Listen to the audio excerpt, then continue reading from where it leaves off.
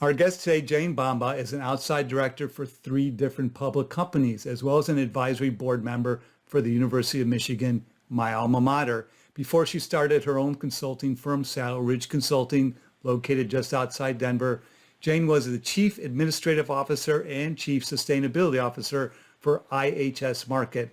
I'm Brock Romanek.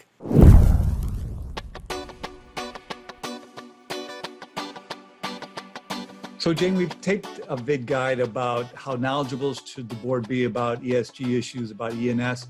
What about board presentations? What are the best topics related to ESG for a board presentation?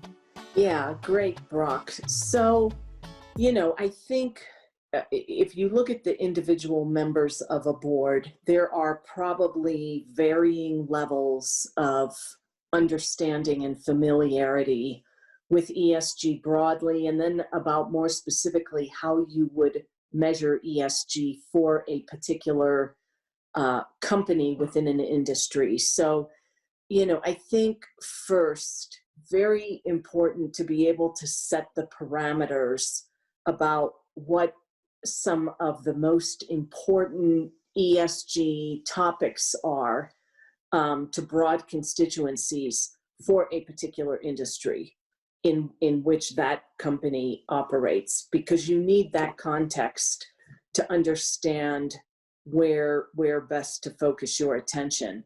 A company that is doing oil and gas exploration and extraction is going to have a very different ESG focus than perhaps a company that's a consulting and advisory firm, and is so heavily people dependent. So I think setting the context for the industry so that every board member understands how their particular company is going to be evaluated within the context of that industry. So I think that's very important. And, I would expect to see in every board presentation some measurements relative to others in the industry so that I can understand how we're doing as a company on those measurements. Second, I think a tie back to how we're operating the company. So, a board should very much understand the culture and the purpose of the company. And therefore, as we start talking about ESG, what we're measuring, what is most important to our constituencies, and how we're doing against those metrics, I think it's very important for us to also understand how our focus on improving performance on those ESG factors is a part of the culture of the company and how we operate every day.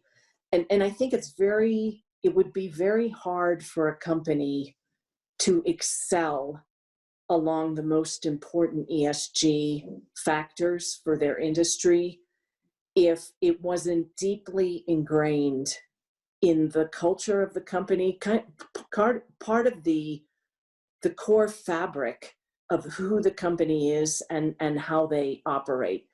I think it would be very difficult to sort of have one ethos in your culture and try to be driving different results in your ESG. So, just like with everything, I think it's very important for the board to understand the culture and purpose as they're looking at ESG. So I think that has to be an important component also. And then as a board member, I would just want to know how we as a company, where we think we're starting and how we are going to progress to get increasingly better against what's expected from us if we want to be best in class along the ESG spectrum.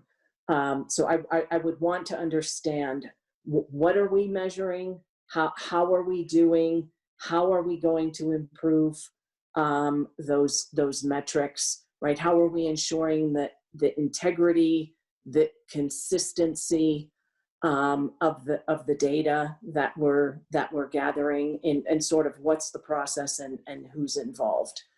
So just like anything else, and especially if ESG is just being started up, like it really is in so many companies, most companies don't have full-on reporting and measurement systems for ESG. They don't have very structured disclosure that they're sharing in all relevant public documents, right? A lot of that's being built now. And just like I would want to understand how we're doing in implementing a new ERP, I would want to understand what we're doing with these ESG systems in a presentation. And I know it'll depend upon a company's circumstances, where they're at in terms of preparation on this topic, and also how many people are on their team of outside advisors, and also in-house expertise. But ideally, who should be the person that makes this presentation? I don't think there is an ideal. I really think it doesn't matter whoever has been tasked with driving the ESG agenda. Some companies will go out and they'll start to create a department, right? They will hire, right, a head of corporate sustainability or a head of ESG. Most companies, especially today, and given what we're all going through right now with COVID and working from home, and companies having pressure on the top line and really having to work hard to drive the bottom line, don't have the resources to start adding a lot of headcount in a new effort like this.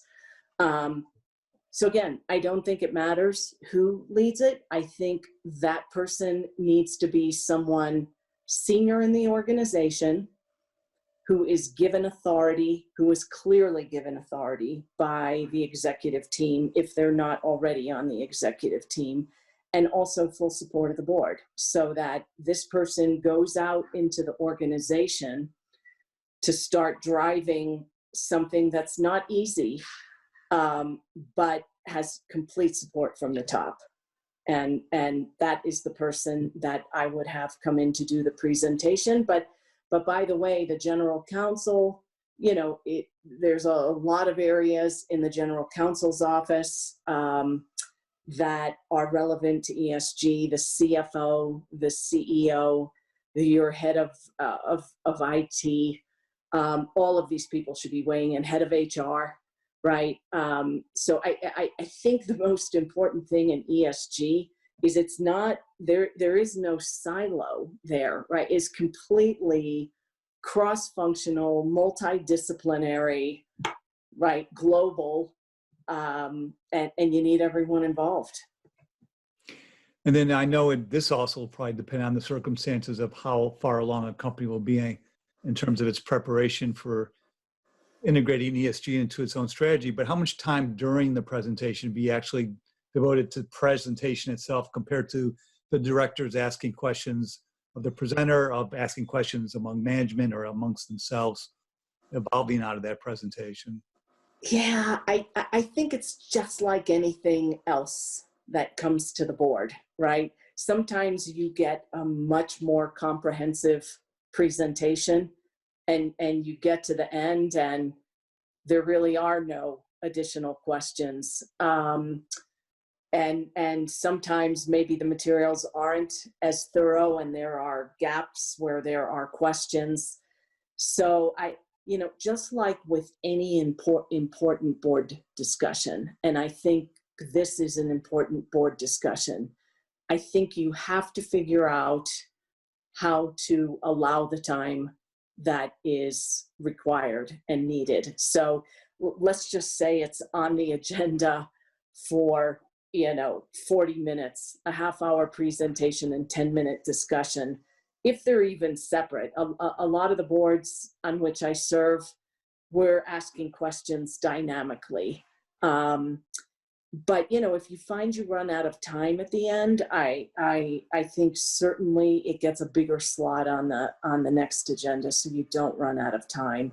I've covered subjects at board meetings before, and on certain committees where I'll ask for a special call on that topic, right? Off the board, normal board schedule, and we'll just do a special call on the subject.